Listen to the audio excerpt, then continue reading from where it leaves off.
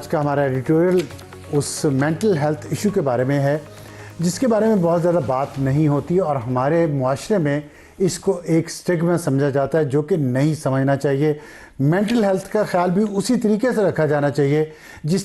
طریقے سے آپ اپنی فزیکل ہیلتھ کا خیال رکھتے ہیں، اور یہ ہماری ایلڈر جنریشن کو خاص طور پہ سوچنا چاہیے کہ جو نئی جنریشن ہے اس کو اگر یہ مسائل ہیں تو کیسے حل کیے جائیں۔ اور اس میں خاص طور پہ آج ایک واقعہ ہوا ہے بہت ہی افسوسناک، جس میں 40 جانیں ضائع ہو گئیں، اور یہ ہوا کوئٹہ سے پشاور جانے والی بس۔ اس میں ڈرائیور کی مینٹل ہیلتھ کے بارے میں شکوک و شبہات کا اظہار کیا جا رہا ہے، اور جتنا غصہ اس کو آیا اور اس نے جان بوجھ کے، یہ جو مسافر ہیں اس بس کے بچ گئے، ان کے بیان کے مطابق جان بوجھ کے اس ڈرائیور نے یہ بس گرائی ہے کھائی میں، جس سے 40 لوگ جاں بحق ہوئے اور 8 زخمی ہوئے ہیں۔ اور وجہ اس کی یہ بتائی جا رہی ہے کہ کوئٹہ سے یہ بس چلی پشاور جا رہی تھی، اور راستے میں ایک ایف سی کی چیک پوسٹ تھی جس پہ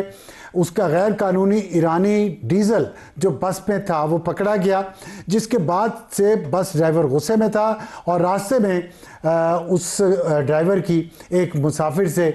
آرگومنٹ ہوا جس میں وہ شدید غصے میں آ گیا، اور انہوں نے اس نے مسافر کو کہا کہ آپ کی وجہ سے ہمارا ڈیزل ضائع ہوا ہے، جس پر دونوں کے درمیان شدید تلخ کلامی ہوئی، جھگڑا بڑھا اور ڈرائیور نے بس کھائی میں گرا دی۔ دوسرا اس کا ایک ورژن یہ ہے کہ ایک اور مسافر نے یہ بتایا ہے کہ ڈرائیور نے غصے میں دھمکی دی تھی اس مسافر کو، دوسرے کو، کہ تم لوگ پشاور نہیں پہنچ پاؤ گے۔ مطلب وہ غصے میں تھا، ڈیزل پکڑا گیا، اس کو نقصان ہوا، تو اس نے کہا تم پشاور نہیں پہنچ پاؤ گے، جس سے یہ شک مضبوط ہوتا ہے کہ یہ محض حادثہ نہیں ہے بلکہ جان بوجھ کر بس کھائی میں گرائی گئی۔ تو آپ سوچیں کتنی جانیں ضائع ہوئی ہیں، کتنی فیملیز، کتنی مائیں اپنے بچوں کو اور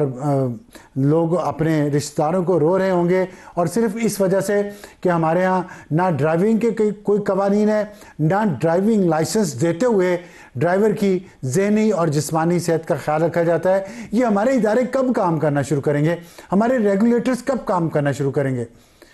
پتہ نہیں کب کام کرنا شروع کریں گے، اور جب تک یہ کام کرنا نہیں شروع کریں گے یہ ملک آگے نہیں بڑھ سکتا، یہاں گورننس بہتر نہیں ہو سکتی۔ اس کے لیے رول ماڈل کم از کم اسلام آباد ہی کو بنا لیں۔ یہاں بھی آپ دیکھیں تو حالات یہاں بھی وہی ہیں جو بلوچستان اور خیبر پختونخوا، پنجاب اور سندھ کے علاقوں میں ہیں۔ اہم خبر ہے تہران سے، آیت اللہ خامنہئی کے جنازے پر اسرائیلی حملے کا خطرہ۔ ہم دیکھ رہے ہیں کہ سابق سپریم لیڈر کی آخری رسومات کا باقاعدہ آغاز ہو چکا ہے، اور ان کا جسد خاکی تہران میں گرینڈ مسلح کے پاس رکھا گیا ہے، اور یہ امام خمینی صاحب کا مسلح ہے، اور وہاں پہ پوری دنیا سے لیڈرز آ رہے ہیں اور اس جنازے میں شرکت کے لیے۔ انس ملک صاحب تہران میں موجود ہیں، امام خمینی صاحب کے مسلح کے بالکل قریب ہیں، ان سے پوچھتے ہیں کہ تازہ ترین سچویشن کیا ہے۔ انس، یہ بتائیے گا کہ اس وقت ماحول کیسا ہے تہران کا؟ پہلے تو یہ بتائیں۔ بہت بہت شکریہ ابصار صاحب فار ہیونگ می آن دی شو۔ دیکھیں، تہران میں کل یہاں پہنچا ہوں، اور تہران کی فضا جو ہے وہ کافی انتہائی جسے کہتے ہیں نا کہ سوگ کی فضا ہے، یہ کہنا غلط نہیں ہوگا۔ آج جمعے کا دن ہے، عموماً یہاں پہ تعطیل ہوتی ہے، اور اب سے کچھ دیر بعد جو ہے جو مین 3 شاہراہیں ہیں یہاں کی جو مسلح کی طرف لیڈ کرتی ہیں ان کو بند کر دیا جائے گا، بالکل ہر طرح کے ٹریفک کے لیے بند کر دیا جائے گا۔ ابھی بھی جو ٹریفک چل رہا ہے ان کو اسپیشل پاسز دیے گئے ہیں، اور پھر کل صبح سے تقریباً 11 بجے صبح سے جو ہے وہ ایکسپیکٹ کیا جا رہا ہے کہ پروسیشن کے لیے لوگ جمع ہوں گے، اور ظہر کی نماز کے بعد باقاعدہ یہ جلوس کا آغاز ہوگا۔ آج جو ہے تقریباً 12 کے قریب ہیڈ آف گورنمنٹس اور ہیڈز آف اسٹیٹس جو ہیں وہ آئے ہیں یہاں پر تہران، اور تہران میں سیکیورٹی کی صورتحال جو ہے انتہائی سخت کی گئی ہے۔ ایئر سپیس جو ہے اگلے 3 روز کے لیے بند ہے، اور اس ایئر سپیس میں جو جن جہازوں کو اڑنے کی لینڈ کرنے کی اجازت ہے وہ اسپیشل ایئر کرافٹس ہیں جو کہ اس ایونٹ کے لیے ہی آ رہے ہیں، یا وہ لوگ ہیں جو اس ایونٹ کے لیے ہی آ رہے ہیں۔ تاجکستان کے صدر آئے، پاکستان کے وزیر اعظم آئے، فیلڈ مارشل پاکستان کے۔ جی یہ بتائیے گا کہ ڈگنیٹریز جتنے ہیں انٹرنیشنل وہ آج ہی آ کے آج واپس چلے جائیں گے؟ جی بالکل، آج ہی واپس چلے جائیں گے۔ کچھ ڈگنیٹریز کل آ گئے تھے، جیسے طالبان کا وفد جو تھا، افغان طالبان رجیم کا، وہ کل آ گیا تھا۔ بنگلہ دیش کا ایک وفد جو ہے وہ کل آ گیا تھا۔ بھارت سے ایک جو علماء کا جو وفد تھا اور ایک کراس ریلیجیس وفد تھا وہ کل آ گیا تھا۔ تو یہ ڈگنیٹریز جو ہیں وہ آج رات یا کل صبح تک چلے جائیں گے، اور اس کے بعد پھر معاملات آگے چلیں گے۔ جی اچھا، اب یہاں پہ یہ اہم سوال آتا ہے کہ آپ نے کہا ڈگنیٹریز آج جتنے ہیں واپس چلے جائیں گے، لیکن یہ جو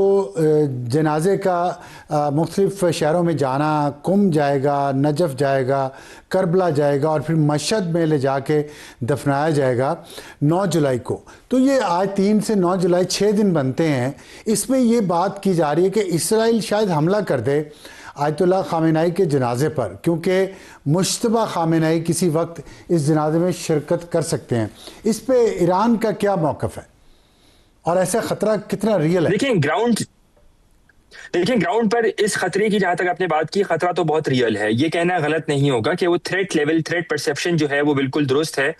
کل بھی کچھ دیر کے لیے جو ہے فضائی حدود تھوڑی متاثر تھی اسی خدشے کی خاطر، اور ایرانی ایئر فورس کے جہاز جو ہیں وہ اگلے 3 روز جو ہیں صرف وہی پرواز کریں گے تہران کی فضاؤں میں جب تک یہ جست خاکی جو مسلح امام خمینی ہے وہاں پر رہے گا، اور پھر 6 کی صبح یہاں پہ جنازہ ہے، اس کے بعد یہ جنازہ قم جائے گا جو تقریباً 120 کلومیٹر کی مسافت پر ہے، اور قم میں دوسرا جنازہ ہوگا۔ تقریباً 2.5 کروڑ لوگ جو ہیں وہ اس جنازے کے لیے، اس 6 دن کے ایونٹ کے لیے آئیں گے، اور حالات یہ ہیں کہ انتظامیہ کی جانب سے تہران، قم اور مشہد جو 3 جگہیں ہیں وہاں پر ہوٹل اور رہنے اور خیمہ بستیاں باقاعدہ ختم ہو چکی ہیں، تو اناؤنسمنٹ کیے گئے ہیں کہ لوگ اپنے گھروں کے دروازے کھول دیں۔ دنیا بھر کا میڈیا یہاں پر یہ کوشش کافی کی، لمبا 14,000 اور کے قریب کافی لوگ۔ دن چلے گا، اس دوران اگر حملہ ہوا تو پھر کیا ایران کا جواب کیا ہوگا؟ دیکھیں ایران جواب دے گا، اگر اس دوران کسی بھی طرح کی وائلیشن ہوتی ہے تو ایران اس کا جواب دے گا، لیکن میرے خیال سے اسرائیل